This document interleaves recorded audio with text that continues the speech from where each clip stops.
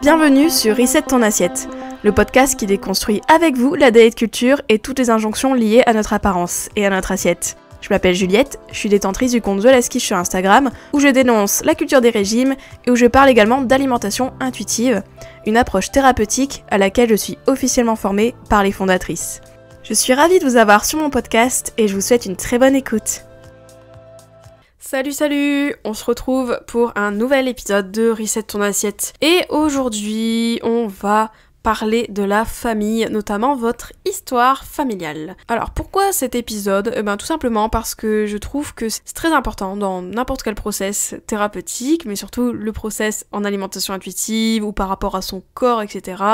Ou même le fait de déconstruire la culture des régimes, de se pencher sur notre famille et typiquement ce qu'elle nous a transmis. Et que ce soit nos peurs, nos croyances, etc. Bref. Et donc, je voulais un peu revenir sur ça dans cet épisode, vous donner peut-être quelques pistes, quelques questions par rapport à votre histoire familiale. Comment, en fait, votre famille a-t-elle construit vos croyances aujourd'hui, vos croyances sur le poids, sur la santé, sur vous, au même, etc. Notamment parce que récemment, j'ai été à la projection du documentaire Grosse, le poids de la réussite de la journaliste Aline Thomas, qui est fondatrice de l'association La Grosse Asso. Et en fait, elle disait bien que dans le documentaire, au final, les 3/4 des femmes qui étaient, même toutes, je crois, toutes les femmes grosses, en fait, du documentaire, ont dit que elles sont grosses aujourd'hui, enfin très grosses, parce que leur mère les a mis au régime, en fait. Leur mère, leurs parents, les a mis au régime hyper tôt, et donc du coup, ça a fait l'escalade, en fait, niveau régime, niveau poids, etc. Et donc, ça fait que leur poids est bien plus haut que peut-être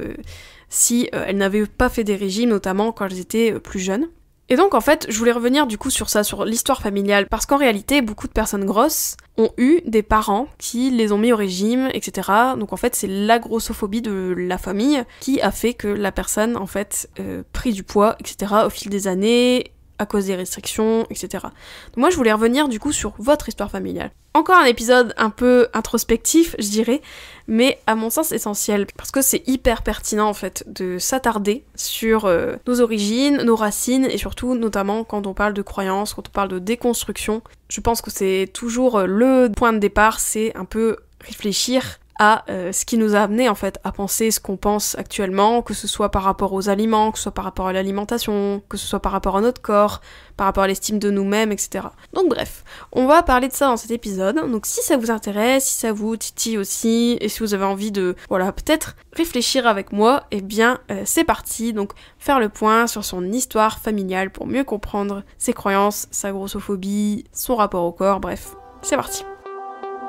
Alors dans cet épisode, moi ce que je veux vous demander, c'est peut-être déjà de réfléchir, dans votre propre famille, comment étaient vos parents par rapport à vous, notamment votre mère. Alors sans tomber dans le cliché, si vous avez des TCA, des troubles du comportement alimentaire, etc., c'est à cause de votre maman, ou etc., c'est toujours la mère, tout ça, enfin, je sais qu'il y a beaucoup ce genre de théorie, quand on parle d'anorexie, typiquement, on se dit ah non, mais ça c'est parce que vous avez voulu rompre avec votre mère, etc., enfin, on essaie toujours de trouver des liens avec la mère, en fait, etc. Mais c'est vrai que, il faut le dire quand même, notre mère, c'est quand même le premier modèle qu'on a au niveau féminin, dans le sens que, voilà, notre premier modèle féminin, c'est notre mère, en fait. J'avais entendu la phrase d'une psychiatre qui disait que notre mère, au final, est notre premier miroir. Et je trouve ça hyper intéressant, en fait, de penser à ça. Et du coup, de se demander, vous, est-ce que votre mère avait des attentes sur vous par rapport à votre poids, par rapport à votre alimentation, par rapport à même votre vie en général? Est-ce qu'elle mettait beaucoup d'attentes sur vous? Est-ce que vous mettez la pression par rapport à votre apparence, tout ça? Que ce soit consciemment ou inconsciemment. J'insiste sur le consciemment ou inconsciemment parce que je sais très bien que, même ce que je vous disais au début de l'épisode, que, voilà, même les femmes qui ont été mises au régime par leur mère, on sait très bien que la mère, elle a pas voulu faire mal en fait. Souvent les parents en général, ils veulent le bien de leur enfant et quand ils vous mettent au régime ou quand ils vous mettent des restrictions, etc., c'est pas vraiment pour vous embêter vous en fait, c'est plutôt justement parce qu'ils ont peur que vous allez être rejeté, parce qu'ils savent que vous allez être discriminé dans la société si vous prenez du poids, ils savent que voilà, être gros c'est la phobie sociale numéro 1, et puis ils pensent aussi beaucoup à la santé, hein, le côté gros, mauvaise santé, etc. Et donc du coup, je pense que beaucoup de familles, en fait, de parents, mettent énormément l'accent sur le poids de leurs enfants, mais du coup, voilà, ça peut être consciemment ou inconsciemment, en fait, c'est des petites peurs par-ci par-là. Et donc, c'est important de se demander, est-ce que vous, ça a été ça en fait? Est-ce que dans votre rapport au corps, votre rapport à l'alimentation aujourd'hui, est-ce que votre mère au final a une influence, quelle qu'elle soit? Et si oui, laquelle? Donc ça peut être intéressant de vous poser cette question. Et peut-être de voir aussi si votre mère, donc non seulement peut-être elle mettait du contrôle par rapport à vous, mais est-ce que votre mère mettait du contrôle par rapport à sa nourriture, à son apparence à elle? Parce qu'on le sait du coup, quand on voit notre mère qui est au régime, etc., quand on voit que notre mère est insatisfaite par rapport à son corps, et ben forcément nous ça nous met un peu la puce à l'oreille. On se dit ok, donc en fait moi je dois faire ça, moi je dois être au régime. Moi ça veut dire quoi? Ça veut dire que pour avoir son amour il faut que je sois mince parce que manifestement elle met beaucoup d'importance à ça. Et puis voir sa mère qui contrôle ses repas, qui contrôle son corps, et ben ça nous renvoie aussi au fait que peut-être c'est ça la vie d'une femme, c'est peut-être contrôler son corps, contrôler son alimentation, etc. Donc je voudrais vous demander ça en fait. Quel modèle a été votre mère en fait par rapport à ça? Est-ce que elle vous a un peu montré la voie du contrôle ou au contraire pas du tout? Est-ce qu'elle était dans les régimes, etc. Est-ce qu'elle contrôlait beaucoup son apparence? Et est-ce qu'au final, l'apparence était une préoccupation chez elle, quoi? Il y a aussi beaucoup ça. Et je pense que quand on est enfant, on est une éponge par rapport à tout ce qui nous entoure, et aussi aux peurs aussi de nos parents. Et je pense que si votre mère avait énormément peur de grossir, etc., elle aussi, peut-être qu'elle vous a peut-être transmis cette peur-là. Enfin, c'est possible, quoi. Donc toujours penser, est-ce que votre famille, votre mère, vos parents vous ont peut-être transmis des peurs, transmis des croyances, et est-ce qu'ils ont transmis cette pression par rapport au corps et à votre alimentation? Et c'est aussi important de se demander si vos parents étaient grossophobes. Donc ça, c'est pas pour blâmer n'importe quelle famille, c'est pas pour dire oh là là ils sont grossophobes, les gros nuls, c'est pas du tout ça. C'est de se dire est-ce que il y avait de la grossophobie dans votre famille? Et ça peut être juste des remarques, ça peut être juste des commentaires sur les personnes grosses, ou ça peut être lié à l'alimentation, genre non machin tu resserres pas parce que sinon tu vas être gros et donc c'est horrible. Est-ce qu'il y avait cette grossophobie là? Est-ce que vous la sentiez en fait, cette grossophobie? Moi je vous invite à réfléchir par rapport à ça, parce que ça peut vous éclairer en fait sur votre propre grossophobie et vos propres croyances en fait. Est-ce que vous avez associé gros égale mauvaise santé, et ce depuis votre plus jeune âge en fait? Tout ça, c'est très important de se poser ces questions-là. Aussi, autre chose en dehors des parents, etc., tout ça, est-ce que y avait, par rapport à vos frères et sœurs, si vous en aviez, ou vous en avez, est-ce qu'il y avait une comparaison, en fait, par rapport à vos frères et sœurs? Est-ce qu'il y avait une comparaison par rapport à votre sœur, votre frère? Est-ce qu'il y avait une comparaison, notamment corporelle? Est-ce qu'il y avait des traitements différents aussi dans votre fratrie, en fait, etc. Enfin, je trouve ça important aussi de se poser cette question-là, parce que quand on pense à l'histoire familiale, on pense forcément aux parents, on se dit, ok, mes parents, tout ça, etc. Mais c'est aussi important de se dire, ok, est-ce qu'ils m'ont mis une pression moi, mais est-ce qu'il y avait aussi une sorte de compétition ou de différents traitements avec mes frères et sœurs en fait? Est-ce qu'on était tous logés à la même enseigne par rapport à l'alimentation et le corps? Sinon, pourquoi? De comprendre ça en fait aussi, et de voir aussi si vous vous sentiez comparé, et du coup est-ce que vous avez essayé d'être à la hauteur de vos frères et sœurs, ou au contraire est-ce que vous étiez encensés par vos parents et donc du coup il y avait de l'hostilité par rapport à vos frères et sœurs parce que eux ils se sentaient un peu en dessous de vous? Enfin, c'est intéressant je trouve de se poser ces questions-là, de voir si y avait des traitements différents, et si oui, est-ce que ces traitements-là ont eu un impact sur votre rapport au corps, votre rapport à l'alimentation, etc. Parce que même quelqu'un, admettons, qui est dans une famille, et qui voit que sa sœur, sa mère, elle lui sert moins parce qu'elle dit sa sœur, elle est trop grosse, donc du coup je vais lui mettre moins à manger, mine de rien, même si ça vous a pas concerné vous directement, ça vous a peut-être impacté en fait. Donc un peu penser à tout ça. Est-ce que il y avait des différences entre vos frères et vos sœurs, tout ça. Donc vraiment un épisode introspectif. Je vous le dis, c'est vous qui allez bosser, mais pensez à tout ça en fait. Notez-les à la rigueur les questions pour peut-être les faire peut-être chez vous plus tard.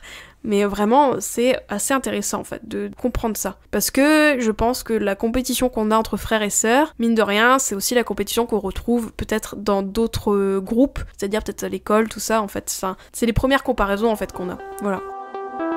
Ensuite, autre chose, quand je veux vous parler de votre histoire familiale, creuser votre histoire familiale, c'est de voir par rapport à vos autres proches, c'est-à-dire vos oncles, vos tantes, vos grands-parents, etc. Est-ce que eux aussi ils ont eu un impact sur votre relation à l'alimentation et à votre corps? Est-ce que vous avez des remarques grossophobes? Est-ce que vous avez des remarques sur votre apparence? Ou au contraire, est-ce que peut-être vous avez des remarques positives dans le sens qu'est-ce que on encensait votre beauté, etc. Est-ce qu'on parlait beaucoup de votre beauté, de votre apparence tout le temps, mais dans le bon sens entre guillemets, selon la société? Enfin voilà, c'est intéressant en fait de se poser cette question-là. Est-ce qu'il y a d'autres acteur, on va dire, dans votre rapport à l'alimentation et au corps, autre que votre famille nucléaire, c'est-à-dire autour de vos parents et avec vos frères et sœurs et tout ça. Savoir en fait s'ils ont eu un impact. Parce que je sais qu'il y a beaucoup de familles, les grands-parents ont un grand impact, quoi. On sait qu'on n'a pas envie de décevoir notre grand-mère, notre grand-père, si on grossit, etc. Donc de savoir en fait, elle est où cette pression en fait, dans votre famille? Est-ce qu'elle vient des parents? Est-ce qu'elle vient ailleurs? Est-ce qu'elle vient d'autres couches de votre famille, quoi, d'autres strates, etc. Ça peut être hyper intéressant de vous poser cette question-là. Mais du coup aussi, autre chose que je veux dire dans cet épisode, donc une fois que vous êtes passé un peu toutes ces questions, de vous dire ok, qu'est-ce qui a jalonné mon rapport à l'alimentation, qu'est-ce qui a jalonné mon rapport au corps, comment il s'est construit, est-ce qu'il y a eu de la grossophobie dans ma famille, est-ce qu'il y a eu de la grossophobie en dehors de ma famille mais les autres strates, est-ce qu'il y a eu des remarques, est-ce qu'il y a eu des mots, est-ce qu'il y a eu des événements aussi qui ont peut-être forgé votre rapport au corps, votre rapport à l'alimentation, etc. Enfin voilà, donc au-delà de ça aussi, de penser à ça, mais surtout ce que je voulais dire, transmettre dans cet épisode aussi, c'est que si vous êtes à la tête d'une famille, donc si vous êtes mère, si vous avez des enfants, etc., voilà, si vous êtes parent en fait, tout simplement, ou si vous avez, voilà, la garde d'autres enfants, etc., bref, si vous êtes peut-être tuteur, on ne sait pas, si vous avez une responsabilité, je dirais, dans l'éducation d'enfants, en d'autres termes, même que ce soit les vôtres ou pas forcément les vôtres, hein, donc ça peut être, peut-être vous êtes tante, vous êtes oncle, etc., bref, voilà, c'est de savoir que vous avez une influence sur le rapport au corps et l'alimentation de ces enfants-là, que vous le vouliez ou non en fait. Et donc c'est hyper important que si vous écoutez donc mon podcast, j'espère que vous êtes un peu éveillé à la culture des régimes, vous avez peut-être compris que les régimes c'est mauvais, que le poids au final il voulait pas dire grand chose de nous, pas dire grand chose de notre santé, et que peut-être voilà l'alimentation, on gagnerait plus à avoir une alimentation plus intuitive qui correspond aux besoins du corps au lieu de se restreindre, au lieu de faire ceci et cela. Mais donc du coup moi je vous mets en garde en fait, vraiment, si vous avez des enfants autour de vous, ou des jeunes, des adolescents, etc., sachez que vous déjà vous êtes un modèle, donc c'est important de montrer l'exemple, donc c'est cool de montrer que peut-être vous mangez tout, que vous êtes content de votre apparence, même si c'est pas tout à fait le cas, mais c'est pas grave, enfin voilà, vraiment d'essayer d'être un modèle par rapport à ça, de transmettre vos valeurs aussi, vos valeurs contre la culture des régimes, vos valeurs féministes, etc., très important. Mais aussi de ne pas restreindre vos enfants en fait. Même si vous pensez bien faire, même si vous dites non mais quand même j'ai un peu peur pour sa santé, etc. Ou vous dites ah non mais le sucre c'est vraiment mauvais donc je vais lui stopper tous les bonbons, etc. Franchement réfléchissez-y à 2 fois si vous faites ce genre d'acte, même si là je ne suis pas là pour vous blâmer, je suis pas là pour vous dire comment éduquer vos enfants ou les enfants que vous connaissez hein, bien évidemment, hein. Mais juste vous mettre en garde quand même, moi c'est mon devoir dans ce podcast aussi, de vous dire attention à ce que vous communiquez, attention à ce que vous transmettez, attention aux valeurs que voilà vous communiquez à ces enfants-là. Attention à ne pas leur donner des complexes, attention à ne pas trop les encenser non plus niveau beauté, hein, pas toujours leur dire t'es beau toujours, ou t'es belle tout le temps.